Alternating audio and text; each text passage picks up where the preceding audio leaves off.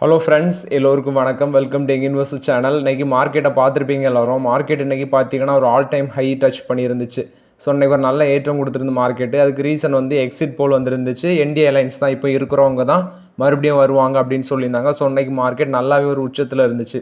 Nifty 733 பாயிண்ட்ஸும், Sensex வந்து 2507 points, Nifty bank வந்து இன்றைக்கி 2000 பாயிண்ட்ஸ் தாண்டி போச்சு. பட் வந்து இப்போ க்ளோசிங்கில் 1996 பாயிண்ட்ஸ் பாசிட்டிவில் க்ளோஸ் பண்ணியிருக்காங்க. Nifty IT 125 points. இன்றைக்கி இண்டெக்ஸ் வேல்யூ படி பார்க்கும்போது ஐடி செக்டார் ஸ்டாக்ஸ் தான் பெரிய அளவில் ஏற்றம் இல்லை, அப்படி ஃப்ளாட்டாகவே இருந்துச்சு. பிஎஸ்சி ஸ்மால் கேப் வந்து 968 பாயிண்ட்ஸ் பாசிட்டிவில் இருந்துச்சு. பட் வந்து நான் நினச்சேன் இன்றைக்கி வந்து எஃப்ஐஎஸ் வந்து வாங்கியிருப்பாங்களா அப்படின்னு நினச்சிருந்தேன். ஆனால் வந்து இவ்வளோத்துக்கு வாங்கியிருப்பாங்கன்னு நான் எக்ஸ்பெக்டே பண்ணல. நியர்லி பார்த்தீங்கன்னா எஃப்ஐஎஸ் இன்னைக்கு ஒரு 6,000 க்ரோஸ்க்கு மேலே வாங்கியிருக்காங்க. 6,850 கோடிக்கு வாங்கியிருக்காங்க எஃப்ஐஎஸ். டிஏஎஸ் பார்த்தீங்கன்னா 1913 கோடிக்கு வாங்கியிருக்காங்க. எப்போல்லாம் பார்த்தீங்கன்னா எஃப்ஐஎஸ் வந்து அதிக அளவில் விற்கிறாங்களோ அதுக்கு ஈக்குவலாட்டு டிஏஎஸ் வந்து வாங்குவாங்க. ஆனால் எப்போ வந்து எஃப்ஐஎஸ் அதிகமாட்டு வாங்குறாங்களோ அந்த டைம் வந்து டிஏஎஸ் வந்து கம்மியாட்டு தான் வாங்குறாங்க. ஸோ இது எஃப்ஐஎஸ் டிஏஎஸ் டேட்டா. அன்றைக்கி மட்டுமே 6,850 கோடிக்கு வாங்கியிருக்காங்க. ஸோ எஃப்ஐஎஸ்க்கு ஒரு நம்பிக்கை வந்திருக்குன்னு நினைக்கிறேன் நம்மளோட மார்க்கெட்டில். மேலே வந்து வெறும் 4 நாள் தான் வாங்கியிருந்தாங்க, மற்ற எல்லா நாளுமே அவங்க நெட் செல்லர்ஸாக தான் இருந்தாங்க எஃப்ஐஎஸ். இது இன்றைக்குள்ள மார்க்கெட் அப்டேட்ஸு. ஸோ நாளைக்கு வந்து நம்ம நாட்டோட ஜனநாயக திருவிழாவோட முடிவுகள்லாம் வரும். ஸோ எல்லாரும் எதிர்பார்த்துட்டு இருப்பீங்க. ஸோ நாளைக்கு 8 o'clockலேருந்தே ரிசல்ட்ஸ் தெரிய வரும். மேபி எனக்கு தெரிஞ்சு மத்தியானம் 12 மணிக்குள்ளே நமக்கு மோஸ்ட் ஆஃப் த யார் வருவாங்க அப்படிங்கிற ஒரு கணிப்பு தெரிஞ்சிடும். So just wait and see. So நாளைக்கு மார்க்கெட் வந்து இப்போ இருக்கிறவங்க தான் மீண்டும் வருவாங்கன்னா கண்டிப்பாக நாளைக்கு ஒரு மார்க்கெட் வந்து 1000 பாயிண்ட்ஸ் குறைஞ்சது சென்செக்ஸை ஏற்றுவாங்க என்னோட guessing. So wait and see what is happening. இன்றைக்கி மார்க்கெட்டில் பார்க்கும்போது இந்த மார்க்கெட் வந்து மேலே போயிருந்துச்சு. ஸோ அதில் வந்து இன்வெஸ்டர்ஸுக்கு இன்றைக்கி ஒரே நாளில் மட்டும் பார்த்தீங்கன்னா 14 லட்சம் கோடி வந்து இன்றைக்கி வந்து இன்வெஸ்டர்ஸுக்கு லக் அடிச்சிருக்கு அப்படின்னு சொல்லலாம். இன்றைக்கி மட்டுமே மார்க்கெட் கேபிடலைசேஷன் 14 லட்சம் கோடி இன்க்ரீஸ் ஆயிருக்கு அப்படின்னு சொல்லியிருக்காங்க இந்த மார்க்கெட் ரேலியில். ஸோ நெக்ஸ்ட்டு பார்க்கும்போது இன்றைக்கி மார்க்கெட்டில் நான் ஒரு கெஸ்ஸிங் பண்ணி பார்த்தேன். அதாவது மார்க்கெட்டில் வந்து ஸ்டாக்ஸ் வந்து இன்க்ரீஸ் ஆயிருந்து. நான் பார்க்கும்போது இந்த Cochin shipyard, NTPC, Gayle, next பார்க்கும்போது இந்த பிஎஸ்சி செக்டரில் இருக்கிற எஸ்பிஐ பேங்க் இன்றைக்கி அவங்க ஒரு ஆல் டைம் ஹை டச் பண்ணி 8 லட்சம் கோடி மார்க்கெட் கேபிடலைசேஷனை ரீச் பண்ணியிருந்தாங்க. ஸோ அதெல்லாம் ஒரு பக்கம் இருக்க. நெக்ஸ்ட்டு பார்த்தீங்கன்னா இந்த கல்யாண் ஜுவல்ஸ் இன்றைக்கி கமெண்டில் இப்போ ஒருத்தர் கேட்டிருந்தாரு, லாஸ்ட் வீடியோவில் நான் பார்த்தேன். ஸோ கல்யாண் ஜுவல்ஸ் ஒரு பக்கம், தங்கமயிலை பற்றி கேட்டிருந்தாரு. ஸோ நான் அப்போ தங்கமயிலை பற்றி கேட்டோன்னா சரி கல்யாண் ஜுவல்ஸையும் எடுத்து பார்ப்போம்னு பார்த்துச்சுன்னா தங்கமயில் பார்த்தீங்கன்னா 1249 அந்த ரேஞ்சில் ட்ரேட் ஆகிட்டு இருக்கு இன்னைக்கு. ஸோ க்ளோசிங் ப்ரைஸ் இந்த ரேஞ்சில் இருக்குது. ஸோ அவங்களோட ஷேர் ப்ரைஸ் பார்க்கும்போது வெறும் ஃப்ளாட் பாசிட்டிவில் தான் இருக்குது. அதே மாதிரி தான் அவங்களோட சேம் பிஸ்னஸ் பண்ணுற கல்யாண் ஜுவல்லர்ஸ் அவங்க வந்து 390 இருக்குது. ஸோ சேம் அதுவும் பார்த்தீங்கன்னா ஒரு ஃப்ளாட் பாசிட்டிவில் தான் இருக்குது. ஸோ நான் மார்க்கெட்டில் பார்க்கும்போது இன்றைக்கி பார்த்தீங்கன்னா எஃப்எம்சிஜி செக்டாரும் சரி, கோல்டு செக்டார் ஸ்டாக்ஸும் சரி, ஃபினான்ஸ் செக்டார், அதுவும் ஃபினான்ஸ் செக்டரில் பார்த்தீங்கன்னா பிஎஸ்சி ஃபினான்ஸ் செக்டர்லாம் மேலே போயிருக்கு தவிர ப்ரைவேட் செக்டார் ஃபினான்ஸ் செக்டார் ஸ்டாக்ஸ்லாம் பெரிய அளவில் ஏற்றம் இல்லை மார்க்கெட்டில். ஸோ இப்படி தான் இருக்குது. எஃப்எம்சிஜி செக்டார் மேலே போல் ஃப்ளாட் பாசிட்டிவில் தான் இருக்குது. ஐடி செக்டார் குறிப்பாட்டு இன்னைக்கு ஐடி செக்டார் மேலே போகவே இல்லை. ஸோ மார்க்கெட் பார்க்கும்போது இந்த எக்ஸிட் போல வச்சு பிஎஸ்யூ பேஸ் ஸ்டாக்ஸை மட்டும் தான் மேலே ஏற்றிருக்கிறாங்க. ஸோ ஒருத்தர் கமெண்டில் வருத்தத்தை தெரிவிச்சிருக்காரு, இந்த மார்க்கெட் ரேலிலையும் தங்கமயில் ஷேர் வந்து தூங்கிட்டு இருக்கு அப்படின்னு சொல்லியிருக்காரு. ஸோ எஸ்பி இன்னைக்கு ஒரு ஆல் டைம் ஹை டச் பண்ணியிருந்தாங்க. நெக்ஸ்ட் கமெண்டில் எம்ஆர்பிஎல் இந்த மங்களூரு ரிஃபைனரி பெட்ரோகெமிக்கல் லிமிடெட் அது வாங்கலாமா அப்படின்னு கேட்டிருந்தாரு. இன்னைக்கு 4% மேலே ஸ்டாக் ஏறி இருக்கு. ஸோ அவர் வந்து அது ப்ரைஸ் ட்ரெயினிங்ஸ் 10 இருக்குது. So quarter on quarter basis compare பண்ணும்போது அவங்களோட நெட் ப்ராஃபிட் அவங்களோட 4 குவார்டர் எடுத்து பார்க்கும்போது அவங்களோட ப்ராஃபிட் ரிசல்ட்ஸ் எல்லாமே பெட்டராக தான் இருக்குது. டிசம்பரில் மட்டும் அவங்களோட ஜூன் குவார்டரை கம்பேர் பண்ணும்போது அவங்களோட ரிசல்ட்ஸ் கொஞ்சம் பேடாக இருந்திருக்கு. ஸோ மோராலாட்டு 4 குவார்டர் எடுத்து பார்க்கும்போது அவங்களோட ரிசல்ட்ஸ் வந்து பெட்டராக தான் இருக்குது. ஸோ இப்போ வாங்குறீங்கன்னா டெஃபினட்டாக அந்த மங்களூர் ரிஃபைனரி பெட்ரோ லிமிடெட் அதை வாங்கலாம் நீங்கள். ஸோ அவர் கமெண்டில் கேட்டிருந்தார் ஒரு டவுட்டு. ஸோ அதை நான் சொல்கிறேன் உங்கள்கிட்ட. நெக்ஸ்ட்டு பார்த்தீங்கன்னா எல்ஐசி இன்றைக்கி அந்த ஸ்டாக் ப்ரைஸ் பார்த்தீங்கன்னா 1065 அந்த ரேஞ்சில் ட்ரேட் ஆகிட்டு இருந்துச்சு. அவங்க வந்து இந்த எல்ஐசி ஒரு பிஎஸ்யூ பேஸ் செக்டார் தான். ஸோ இவங்க வந்து அந்த ஐபிஓ வர டைமில் அந்த ஸ்டாக் ப்ரைஸ் வந்து லிஸ்ட் ஆனாங்க. பட் லிஸ்ட் ஆனதுலேருந்து ரொம்ப நாளாகவே நெகட்டிவில் தான் இருந்தாங்க. நிறைய பேர் வந்து அதுக்கு நெகட்டிவ் கமெண்ட் கொடுத்துருந்தாங்க. ஸோ எல்ஐசி நான் இப்போதைக்கு எல்ஐசியில் நான் இன்வெஸ்ட்மெண்ட் பண்ணலை, நீங்கள் யாரும் இன்வெஸ்ட்மெண்ட் பண்ணியிருக்கீங்களான்னு தெரியல. ஸோ எல்ஐசி பார்த்தீங்கன்னா அவங்களோட சேர்மன் சித்தார்த் மொஹாந்தி அவங்க வந்து ஒரு எக்கனாமிக் டைம்ஸுக்கு ஒரு பேட்டி கொடுத்துருக்காரு. அதில் வந்து பார்த்தீங்கன்னா எல்ஐசி இந்த கரண்ட் ஃபிசிக்கல் இயர் டிசம்பர் எண்டுக்குள்ளே பார்த்தீங்கன்னா அவங்க ஒரு சூப்பர் ஆப்பை லான்ச் பண்ண இருக்கிறாங்க அப்படின்னு சொல்லியிருக்காங்க. ஸோ எதோட வேல்யூன்னு ஈக்குவலாட்டுன்னு பார்த்தீங்கன்னா எஸ்பிஐ வந்து இந்த யோனோ ஆப்னு ஒன்று வச்சுருக்காங்களே, ஸோ அது ஈக்குவலாட்டி இவங்களும் ஒரு சூப்பர் ஆப்பை வந்து எல்ஐசிக்கு லான்ச் பண்ண போகிறாங்க அப்படின்னு சொல்லி ஃபினான்ஷியல் 25 அந்த டிசம்பர் எண்டுக்குள்ளே அவங்க வந்து லான்ச் பண்ணுவாங்க அந்த எல்ஐசி சூப்பர் ஆப் அப்படின்னு சொல்லியிருக்காங்க. ஷேர் ப்ரைஸ் பார்க்கும்போது 1065 அந்த ரேஞ்சில் ட்ரேட் ஆகிட்டு இருந்துச்சு. இன்றைக்கி மட்டுமே 4% மேலே ஏற்றிருந்தாங்க எல்ஐசி. ஸோ இது எல்ஐசியை பொறுத்த வரைக்கும் ஒரு பாசிட்டிவ் அப்டேட்டு. நெக்ஸ்ட் பார்த்தீங்கன்னா அதானி குரூப் சொல்லியிருந்தாங்க நாங்கள் வந்து ஃபினான்ஷியல் செக்டார் பிஸ்னஸுக்குள்ள அந்த யூபிஐ டிரான்சாக்ஷன் டிஜிட்டல் டிரான்சாக்ஷன் இதுக்குள்ளே என்ட்ரி கொடுப்போம்னு. ஸோ சொன்ன மாதிரி என்ட்ரி கொடுத்துட்டாங்க. 2022 டிசம்பரில் பார்த்தீங்கன்னா அதானி குரூப் வந்து அதானி ஒன் அப்படிங்கிற ஒரு ஆப்பை லான்ச் பண்ணியிருந்தாங்க. ஸோ அவங்களோட டிஜிட்டல் ஜேர்னியை வந்து ஸ்டார்ட் பண்ணாங்க. ஸோ அதில் வந்து பார்த்தீங்கன்னா அந்த flight book, flight status, booking, ticket booking பண்ணுறது, டியூட்டி ஃப்ரீ ப்ராடக்ட்ஸு, லான்ச்சஸ்ஸு, அடுத்தது பார்க்கிங்கு, கேப்ஸ், இது எல்லாமே அதில் யூஸ் பண்ணிட்டு இருக்காங்க. அது வந்து ஒரு பார்த்தீங்கன்னா இந்த கன்சூமர் எக்கோ சிஸ்டமுக்கு அது ஒரு பெஸ்ட் ஆப்பாக இருந்துச்சு. இப்போ பார்த்தீங்கன்னா ஐசிஐசிஐ பேங்க் கூட ஒரு பார்ட்னர்ஷிப் வச்சு கோ-பிராண்டட் கிரெடிட் கார்டு வந்து லான்ச் பண்ணியிருக்காங்க. ஸோ அவங்க வந்து சொன்ன மாதிரி டிஜிட்டல் பிஸ்னஸ்க்குள்ளே என்ட்ரி கொடுத்துட்டாங்க.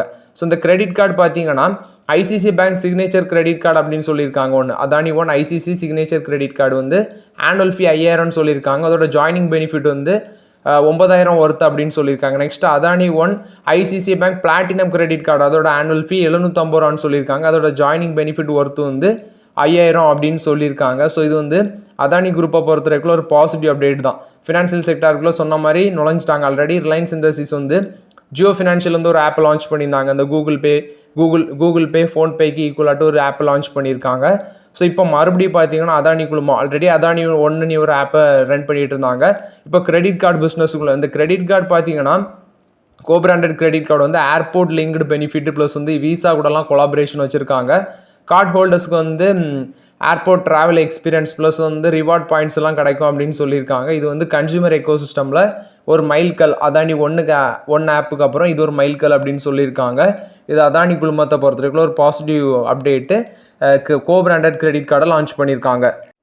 நெக்ஸ்ட்டு பார்த்தீங்கன்னா ஜெயபிரகாஷ் அசோசியேட்ஸ். இந்த ஷேர் யாரெல்லாம் ஹோல்ட் பண்ணுறீங்கன்னு தெரில, பட் இந்த ஷேரில் ஒரு அப்டேட் வந்திருக்கு. நான் அதை உங்கள்கிட்ட ஷேர் பண்ணுறேன். National company law tribunal NCLT இது உங்களுக்கு தெரியும். ஸோ ஐசிஐசிஐ பேங்கும் ஸ்டேட் பேங்க் ஆஃப் இந்தியாவும் பார்த்தீங்கன்னா அந்த கம்பெனிக்கு எதிராட்டு கார்ப்பரேட் இன்சால்வன்சி ப்ரொசீஜிங் வந்து ஃபைல் பண்ணியிருக்காங்க. இவங்க ஐசிஐசிஐ பேங்க் பார்த்தீங்கன்னா 2018லையும் SBI 2022லையும் ஃபைல் பண்ணியிருக்காங்க இந்த ப்ரொசீஜிங்ஸ். ஜெயபிரகாஷ் அசோசியேட்ஸோட பிரின்சிபல் டெப்ட் வந்து 17,700 கோடியாக இருக்குது. டோட்டல் அவுட்ஸ்டாண்டிங் டெப்ட் வந்து இன்ட்ரெஸ்ட்டோட சேர்த்து 29,361 கோடியாக இருக்குது. இந்த லெண்டிங் ப்ராசஸில் வரும்போது நியர்லி 22 லெண்டர்ஸ் வந்திருக்காங்க. அதாவது இவங்கள்ட்டலாம் கடன் வாங்கிட்டு இவங்க திருப்பி கொடுக்கலன்னு நினைக்கிறேன். ஸோ இவங்களுக்கு எதிராட்ட அவங்க வந்து பேங்க்ரப்சி அந்த கார்ப்பரேட் இன்சால்வன்சி ப்ரொசீஜிங் வந்து ஃபைல் பண்ணியிருக்காங்க. ஸோ இது வந்து ஜெயபிரகாஷ் அசோசியேட்ஸை பொறுத்த வரைக்கும் அப்டேட்டு. ஷேர் ப்ரைஸ் 14 ரூபா அந்த ரேஞ்சில் ட்ரேட் ஆகிட்டு இருக்கு. நான் அந்த ஷேர் வாங்கினதில்லை, பட் நீங்கள் யாராவது வாங்கியிருந்தீங்கன்னா அந்த கம்பெனியில் வந்து அப்டேட்டு.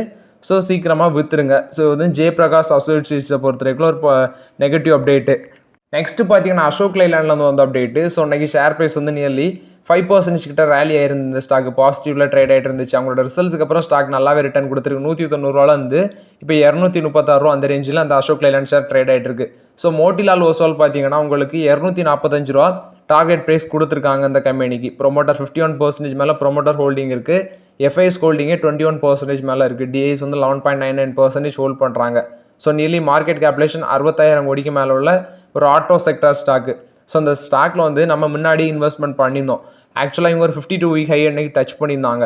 ஸோ இதை வந்து ஹோல்ட் பண்ணுறது நல்லது. அவங்களோட ரிசல்ட்ஸ் வந்து ஓரளவு நல்லா பெட்டராக தான் பண்ணியிருந்தாங்க. அது மட்டும் இல்லாமல் அவங்களோட லாஸ்ட் மே மந்த் சேல்ஸ் எடுத்து பார்க்கும்போது 12% இன்க்ரீஸ் ஆயிருந்து. பெரிய பெரிய கம்பெனிஸே டிப்பை ஃபேஸ் பண்ணியிருக்கும் போது பட் இவங்க வந்து 12% இன்க்ரீஸ் ஆயிருந்து. இந்த ஸ்டாக் வந்து 1 இயரில் பார்த்தீங்கன்னா நியர்லி 60% ரிட்டர்ன் கொடுத்துருக்காங்க. ஸோ அசோக் லைலாண்ட் ஷேர் வந்து நமக்கு ஒரு நல்ல ரிட்டர்ன் கொடுத்த ஸ்டாக்கு. ஸோ இதை ஜஸ்ட் ஹோல்ட் பண்ணுங்கள், யாரும் வித்துறாதீங்க.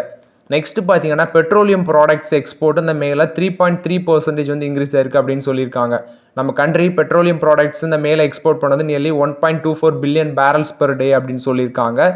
ஏப்ரல் வந்து 1.20 பில்லியன் பேரல்ஸ் தான் வந்து பெர் டே வந்து ஏப்ரலில் எக்ஸ்போர்ட் பண்ணியிருக்காங்க. பட் மேலே வந்து அது 1.24 மில்லியன் பேரல்ஸ் பெர் டே ஆட்டு இன்க்ரீஸ் ஆயிருக்கு. ஸோ இது பெட்ரோலியம் ப்ராடக்ட்ஸ் எக்ஸ்போர்ட் வந்து இன்க்ரீஸ் ஆயிருக்கு. நியர்லி 3.3% இன்க்ரீஸ் ஆயிருக்கு அப்படின்னு சொல்லியிருக்காங்க.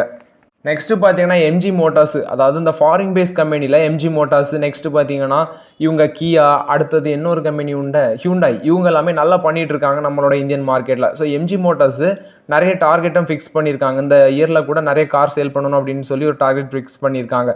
ஸோ இப்போ பார்த்தீங்கன்னா அவங்க என்ன ஒரு புது கார் வியூலிங் பிங்கு அப்படிங்கிற ஒரு EV காருக்கு வந்து டிசைன் பேட்டனை வந்து ஃபைல் பண்ணியிருக்காங்க இந்தியாவில் எம்ஜி மோட்டார்ஸ். ஸோ இதோட மாடல்ஸ் பார்க்கும்போது இது ஒரு EV கார் தான், வியூலிங் பிங்கு அப்படின்னு சொல்கிறாங்க. ஸோ இதோட மாடல் பார்க்கும்போது இந்த வியூலிங் பிங்கோட மாடல் பார்க்கும்போது sub 4 மீட்டர் எலக்ட்ரிக் ஹேட்ச்பேக்னு சொல்கிறாங்க. 3900 50 மில்லிமீட்டர்லேருந்து 1708 மில்லிமீட்டர் விட்த்து 1580 மில்லிமீட்டர் ஹைட் அப்படின்னு சொல்கிறாங்க. ஸோ டாட்டா டியாகோ ஈவி இருக்கலாம், அதோட கொஞ்சம் பெருசாக இருக்கும் அப்படின்னு சொல்லியிருக்காங்க. ப்ளஸ் வந்து 4 டோர் ஈவி காரு. இதோட ரவுண்டட் டிசைன் பார்க்கும்போது எதோட மாடல் மாதிரி இருக்குன்னு சொல்கிறாங்கன்னா ஃபியாட் 50யும் நிசான் மைக்ரா அது மாதிரி இருக்கும் அப்படின்னு சொல்கிறாங்க. ஸோ இது வந்து ஒரு எம்ஜி மோட்டார்ஸை பொறுத்தவரைக்குள்ள ஒரு பாசிட்டிவ் அப்டேட். அவங்களோட நியூ காருக்கு வந்து பேட்டன், அந்த டிசைன் பேட்டன் வந்து ஃபைல் பண்ணியிருக்காங்க. இது எம்ஜி மோட்டார்ஸை பொறுத்தவரைக்குள்ள ஒரு பாசிட்டிவ் அப்டேட்டு. பார்த்தீங்கன்னா Indian railway corporation share price வந்து 1051 ரூபாவில் இருந்துச்சு. ப்ரைஸ் ட்ரைனிங் 76 இருக்குது. இன்றைக்கு மட்டுமே ஒரு 3% மேலே பாசிட்டிவில் தான் இருந்துச்சு இந்த share price. So Prabhudas Lilladher பார்த்தீங்கன்னா அந்த ஷேர் ப்ரைஸுக்கு ஒரு ரெடியூஸ் ரேட்டிங் கொடுத்துருக்காங்க. அவங்க சில காரணங்கள் சொல்கிறாங்க. ஃபினான்ஷியல் இயர் 25, ஃபினான்ஷியல் இயர் 26 அதில் வந்து ஏர்னிங்ஸ் பெர் ஷேர் வந்து எஸ்டிமேட் வந்து 1%லேருந்து 2% தான் இருக்கும் அப்படிங்க அவங்க கெஸ் பண்ணியிருக்காங்க. ஏர்லியர் வந்து அவங்க ஹோல்ட் ரேட்டிங் கொடுத்துருந்தாங்க, பட் இப்போ வந்து ரெடியூஸ் ரேட்டிங் கொடுத்துருக்காங்க அந்த ஷேருக்கு.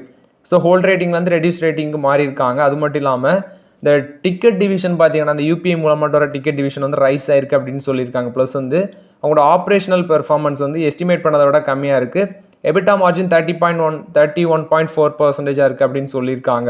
ஸோ மோர் ஓவர் ஆட்டி இவங்க கொடுத்துருக்க அப்டேட் என்னென்னா ரெடியூஸ் ரேட்டிங் 811 ரூபா வரை வரும் அந்த ஷேர் அப்படின்னு சொல்லியிருக்காங்க. இன்றைக்கி மட்டுமே 3% ஏற்றிருக்காங்க.